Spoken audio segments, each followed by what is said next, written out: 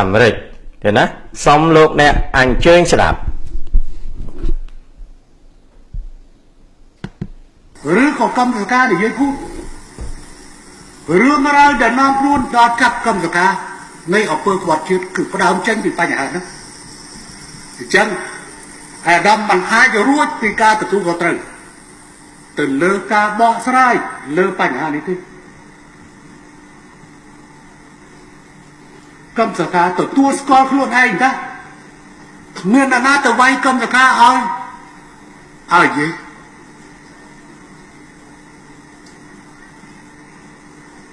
ខ្លួនធ្លាប់បានណែនាំលន់នល់ឲ្យធ្វើរដ្ឋប្រហារនៅឆ្នាំ1970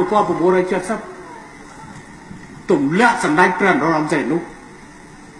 ហើយប្រើប្រាស់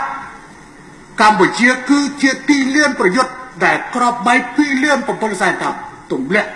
លើក្បាលជួនជាតិកម្ពុជាបងប្អូនជួនរួមជាតិ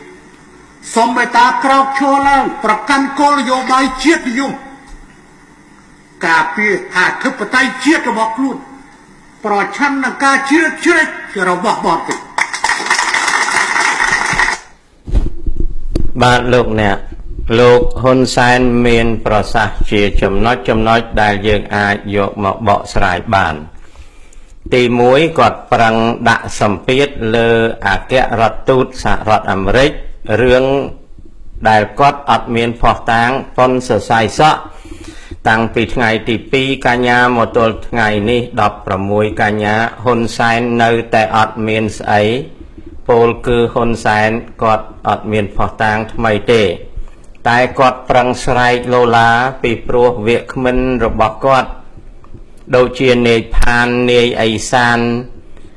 នាយវណ្ណៈនាយ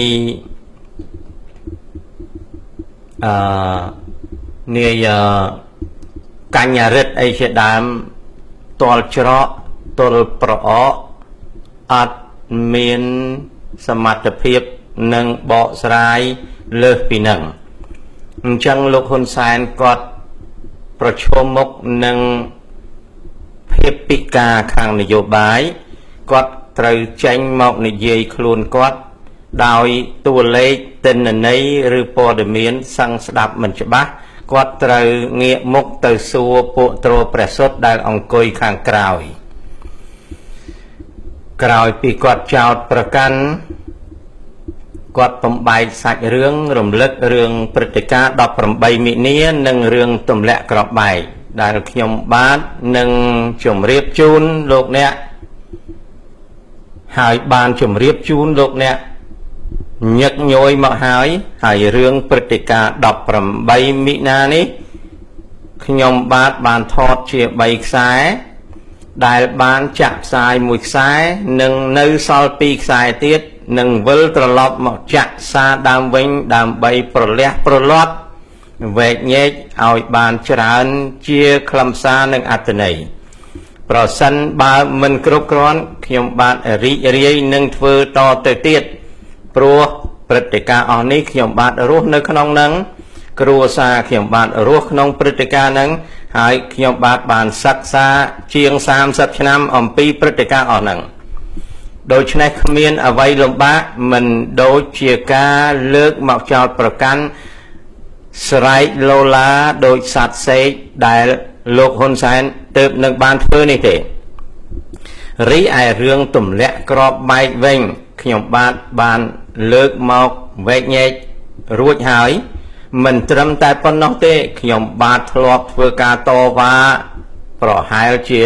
25ឆ្នាំមុនជាមួយនឹងបណ្ដាខ្មែរមួយចំនួនជាពិសេសខ្មែរនៅអូស្ត្រាលីខ្មែរនៅបារាំងខ្មែរនៅកម្ពុជានិងខ្មែរខ្លះដែលមកជ្រកនៅអាមេរិកហើយនៅតែមិនបានសិក្សាច្បាស់លាស់រឿងទម្លាក់ក្របបែកនេះដូច្នេះបើវាមិនគ្រប់គ្រាន់ទេខ្ញុំបាទនឹងបកស្រាយរឿងនេះបន្តថែមទៀតចំណុចមួយទៀតសូមលើកមករំលឹកឡើងវិញមនុស្សដូចលោកហ៊ុនសែននេះគាត់ជាមនុស្សដែលកុម្មុយនីសហើយគាត់ ទទួលការបីបាច់ធ្នមថ្នាក់បំពាក់គោលចំហពីសំណាក់កុម្មុយនីសហើយកុម្មុយនីសហ្នឹងគឺមានយួនឥឡូវគាត់កំពុងតែទៅហូបបាយផ្ទះចិនក៏នៅតែជាកុម្មុយនីសហើយពួកកុម្មុយនីសគេអត់ចូលចិត្តហៅប្រជាជនដែលជាម្ចាស់ទឹកដីកម្ពុជាថាខ្មែរទេគេអត់ចូលចិត្តហៅភាសារបស់ជនជាតិភាគច្រើនដែលជាម្ចាស់ទឹកដីនៃកម្ពុជាថាភាសាខ្មែរទេហើយលោកហ៊ុនសែននេះគាត់តែងតែនិយាយដែលគាត់និយាយទាំងរំលោភលើច្បាប់រដ្ឋធម្មនុញ្ញពីព្រោះច្បាប់រដ្ឋធម្មនុញ្ញឥតមានពលរដ្ឋកម្ពុជាទេឥតមានភាសាកម្ពុជាទេឥតមានជាតិកម្ពុជាទេ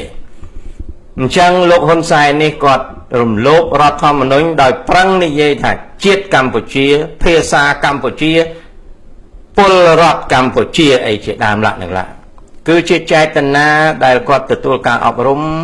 ព្រោះខ្លួនគាត់ជាកុម្មុយនីសដល់មកក្រោយមុននឹងបញ្ចប់អ្វីដែលខ្ញុំបាទចាក់ជូនលោកអ្នកស្ដាប់នេះលោកហ៊ុនសែនប្រឹងប្រកោកប្រកាសបបួលអំពាវនាវជនជាតិខ្មែរឲ្យក្រោកឈរឡើងក្នុងស្មារតីជាតិនិយមដើម្បីការពារអធិបតេយ្យជាតិខ្ញុំបាទសូមសួរទៅលោកហ៊ុនសែនវិញតើពេលណាពីឆ្នាំខែណាមកដែលលោកហ៊ុនសែនជាអ្នកជាតិនិយមខ្ញុំបាទសូមជម្រាបលោកហ៊ុនសែនផ្ទាល់ថាលោកហ៊ុនសែនមិនមែនជាអ្នកជាតិនិយមទេលោកហ៊ុនសែនគឺជាជនកុម្មុយនីសផ្ដាច់ការហើយគឺជាជនដែលទទួលបំពាក់បំពន់មនោគមវិជ្ជាប្រឆាំងជាតិនិយមនៅក្នុងសម័យដែលលោកហ៊ុនសែនជាកញ្ជះយួនពី79មក89ហើយពី89មកទល់ពេលថ្មីនេះមនុស្សហ៊ុនសែនតែងតែនិយាយថានរណាហើយដែលលើកអំពីជាតិនិយមគឺជាជនចង្អៀតចង្អល់ជ្រុលនិយមដែលបង្កើតឲ្យមានវាសនាអាក្រក់ចំពោះកម្ពុជាយើងបានឮសូរហ៊ុនសែននិយាយហើយប្រជាជនខ្មែរដែលធ្លាប់រស់នៅក្នុងសម័យហេងសំរិនពី79មក89និងសម័យរដ្ឋកម្ពុជាពី89មកដល់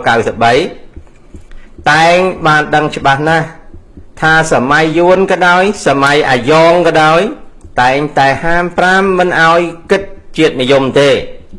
គេថាវាចង្អៀតចង្អល់វាគ្រោះថ្នាក់ដូច្នេះហើយគេឲ្យគិតអំពីអន្តរជាតិនិយមហើយបុគ្គលហ៊ុនសែននេះគាត់ជាជនកុម្មុយនីសដែលគេបដៅក្បាលមកឲ្យគិតអំពីអន្តរជាតិនិយមឆ្វេងគឺកុម្មុយនីសនិយមចុះហេតុដូចម្ដេចបានជាលោកហ៊ុនសែននេះមកប្រកោសប្រកាសប្រហែលថ្ងៃនេះឲ្យខ្មែរយើងងើបឡើងក្នុងស្មារតីជាតិនិយមពីព្រោះហ៊ុនសែនគាត់ទាល់ច្រកណាបងប្អូនហ៊ុនសែនគាត់ទាល់ច្រកទី1គាត់ចង់បង្វែងដានគាត់ចង់បង្វែងដានប្រាប់ខ្មែរយើងថាអាមេរិកកាំងវាយប្រហារខ្មែរស្អប់ខ្មែររករឿងខ្មែរហើយគាត់បញ្ឆេះកំហឹងឲ្យខ្មែរយើងខឹងអាមេរិកកាំងណាដែលរឿងខឹងអាមេរិកកាំងរឿងស្អប់អាមេរិកកាំងរឿងទាស់ទែងជាមួយអាមេរិកកាំងគឺវានៅក្នុងខួរក្បាលមនោគមវិជ្ជារបស់គាត់តាំងពីគាត់ចូលកុម្មុយនីសមកគេបង្រៀនគាត់តែប៉ុណ្ណឹងអញ្ចឹងហើយអាសម្ដីចក្រពត្តិអីអស់នេះគឺជាសម្ដីកុម្មុយនីសដែលគាត់ចាំមិនភ្លេចទោះបីគាត់ហៅខ្លួនគាត់សម្ដេចមហាសម្ដេចឯកអគ្គសម្ដេចអីហើយក៏ហ៊ុនសែនអត់ដែលចោលអាក្អែលនឹងមកទេហើយធាតុរបស់គាត់នឹងគឺកុម្មុយនីសទោះបីគាត់និយាយល្មិចក៏ដោយគាត់ជាកុម្មុយនីសមិនមែនជាអ្នកជាតិនិយមឬអ្នកស្នេហាជាតិទេបកគាត់លទ្ធិគាត់ធំជាងជាតិសពថ្ងៃនេះក៏គាត់អត់ដែលគិតជាតិដែរប្រសិនបើលោកហ៊ុនសែនគិតជាតិម្លេះយើងអត់មានទំនាស់ជាមួយគាត់ឡើយគាត់ ប្រមាថព្រះមហាក្សត្រគាត់រំលោភរដ្ឋធម្មនុញ្ញគាត់រំលោភច្បាប់គាត់កាងអំណាចគាត់ធ្វើបាបមនុស្សស្លូតត្រង់នឹងជនស៊ីវិលទាំងឡាយគាត់អត់មានធាតុដែលជាខ្មែរទេគាត់មានធាតុជាជនផ្ដាច់ការអ្វីដែលគាត់ខំពពាយនាយរឿងឲ្យខ្មែរយើងងើបឡើងក្នុងស្មារតីជាតិនិយមនេះពីព្រោះគាត់តល់ច្រកមនុស្សខូខើដោយគាត់តែតល់ច្រកគាត់ប្រកាសខ្លួនជាជាតិនិយមដើម្បីការពារខ្លួនគាត់និងដើម្បីបបួលយើងទៅស្លាប់ជួគាត់អញ្ចឹងអាលខោនរបស់គាត់ថ្មីនេះគាត់ចាប់ផ្ដើមពីរឿងលើកទ័ពទៅវាយរុយនៅទល់ដែនឡាវកម្ពុជាណាយួនកេងយកដីខ្មែរបានដូរផែនទីដូរមាត្រដ្ឋានផែនទីអីហ៊ុនសែនជាតិនិយមពីណាមកហ៊ុនសែនជាអ្នកសញ្ញេកិច្ចព្រមព្រៀងដែនទឹកប្រវត្តិសាស្ត្រខែកក្កដាថ្ងៃទី7ឆ្នាំ82គាត់ជាតិនិយមបើខួរក្បាលហ៊ុនសែននេះមានតែប៉ុន្តែស័យសក់ជាតិនិយមមិនចុះហត្ថលេខានៅថ្ងៃទី7ខែកក្កដាឆ្នាំ82ទេសួរហ៊ុនសែនផ្ទាល់ទៅមើលលោកអ្នកតើលោកហ៊ុនសែននឹងគាត់យល់ថាចំណេញស្អីទៅបង្កើតដែនទឹកប្រវត្តិសាស្ត្រថ្ងៃ7កក្កដាឆ្នាំ82ណាតើខ្មែរចំណេញស្អីវាមានតែខាតដែលទទួលស្គាល់នៅលក្ខន្តិកៈនិងកិច្ចព្រមព្រៀងព្រំដែនគោករហូតមកដល់វាយញញួរដំដែកគោលថែមនីតិភាពឲ្យវាឆ្នាំ2005តើកិច្ចព្រមព្រៀងជាមួយយួននៅក្រោមចុងកណ្ដុងនៃអំពើឈ្លានពានដែលហ៊ុនសែនជាអាយ៉ងកញ្ជះដាច់ថ្លៃពេលនោះធ្វើបានប្រយោជន៍ខ្មែរស្អីណាហើយនៅពេលថ្មីមុនកើតរឿងធ្ងន់ធ្ងរនេះហ៊ុនសែនគាត់លើកទ័ពទៅវាយរុយនៅព្រំដែនឡាវកម្ពុជាហើយក៏គេប្រកាសថាបំរុងនឹងបញ្ចប់រឿងបោះបកគោលអីឆាប់ហើយវាមានបណ្ឌិតផ្លោកខំប្រឹងអួតអាងពីរឿងរាជការហ៊ុនសែននេះឈប់ផ្លូវលំតាមបណ្ដោយព្រំដែនលោកអ្នកទៅមើលខ្លួនឯងទៅគេឈប់ផ្លូវលំបណ្ដោយព្រំដែនភាគច្រើនដែលតាក់ទងនឹងព្រំដែនកម្ពុជាថៃឡង់ពីព្រោះអីពីព្រោះព្រំដែនឡាវកម្ពុជាហើយនិងព្រំដែនវៀតណាមកម្ពុជាគឺជាព្រំដែនសន្តិភាពដែលគេតែងមិនចូលចិត្តហៅថាព្រំដែនអធិបតេយ្យរដ្ឋទេអញ្ចឹងវិលមករឿងលោកហ៊ុនសែនប្រកបប្រកាសឲ្យខ្មែរយើងក្រោកឈរឡើងក្នុងស្មារតីជាតិនិយមគឺជាអំពើភូតកុហកដោយឥតអៀនខ្មាស់របស់ជនកុម្មុយនីសគឺលោកហ៊ុនសែនមកអំពីអីមកអំពីគាត់កំពុងតែជឿថាប្រជាជនខ្មែរស្រឡាញ់គាត់សម្បើមណាស់បើប្រជាជនខ្មែរស្រឡាញ់គាត់សម្បើមណាស់មិនក៏ប្រជាជនខ្មែរគេបោះឆ្នោតសឹងតែគាត់លបោតខោស្លីបដោយសារតែគាត់របូតដៃក្នុងសម័យកាលបោះឆ្នោតឆ្នាំ2013និងបោះឆ្នោតឃុំសង្កាត់កន្លងទៅនេះបានជាហ៊ុនសែនចេញកលាសាមកធ្វើបាបយើងណាទេណាអញ្ចឹងសេចក្តីអំពាវនាវជាតិនិយមនេះគឺជាសម្ដីខ្លែងបន្លំសម្ដីភូតកុហកសម្ដីដែលមិនចេញពីដួងចិត្តពិតរបស់មនុស្សឈ្មោះហ៊ុនសែននេះទេហ៊ុនសែនអត់មានស្រឡាញ់ជាតិទេបើគាត់ស្រឡាញ់ជាតិគាត់មិនបំផ្លាញជាតិទេព្រៃព្រឹក្សាតាវរគិរីបុព្វតាណាសម្បត្តិធម្មជាតិតូចធំនៅលើដីនៅក្នុងទឹកនៅក្រោមដីនៅលើអាកាសគាត់បំផ្លាញនឹងកេងប្រវ័ញ្ចសម្រាប់បកពួកនៃបកកុម្មុយនីសគាត់ហៅថាបកប្រជាជនដែលដូរឈ្មោះពី91មកគាត់ជីកប្រេងគាត់ចាំឲ្យបរទេសនៅជិតខាងជីកប្រេងឲ្យចង់រីងសិនបានគាត់ងើបទៅបើកប្លុកប្រេងជីកហើយអាលុយប្រេងនឹងចាំមើលចុះ bộ lục nè chăm mơ cho ấp dọc mà pra ai bàn để cứ nâng rồi liê rồi lót đòi bắn đạp xa này ẩm pơ bốc ở lùi là thế này bắn tốt mà tiết hệ tha ra chân nạ xâm pon nâng rồi bó đàm miên tăng bàn man đại quạt út cái đành thà cò sang vì nâng rồi lùm rồi liê ọt tới hai bật tế Campuchia khai tới chia bật tế con bầm nô rồi bó bộ công mình nàyពេលហ៊ុនសែនគាត់ឈប់បានរស់នៅជាខ្មែរដែលគាត់បន្លំធ្វើជាខ្មែរពេលព្រោះគាត់មានសាច់ឈាមជាខ្មែរប៉ុន្តែគាត់អត់ដែលមានគំនិតជាខ្មែរទេពីព្រោះបើជាគំនិតខ្មែរគេអត់សម្លាប់ខ្មែរគេអត់កាប់ខ្មែរគេអត់បំផ្លាញខ្មែរទេប៉ុន្តែមនុស្សហ៊ុនសែននេះគាត់កាន់សញ្ជាតិកុម្មុយនីសដែលបន្លំធ្វើជាខ្មែរដែលគាត់អត់សូវហៅថាជាតិខ្មែរទេគាត់ចូលចិត្តប្រើថាជាតិកម្ពុជាប្រជាជនកម្ពុជាពលរដ្ឋកម្ពុជា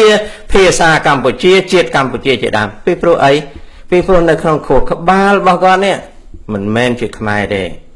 គឺកុម្មុយនីសផ្ដាច់ការខុសខើយងក្នុងព្រៃផ្សៃណាទេណាសូមអរគុណ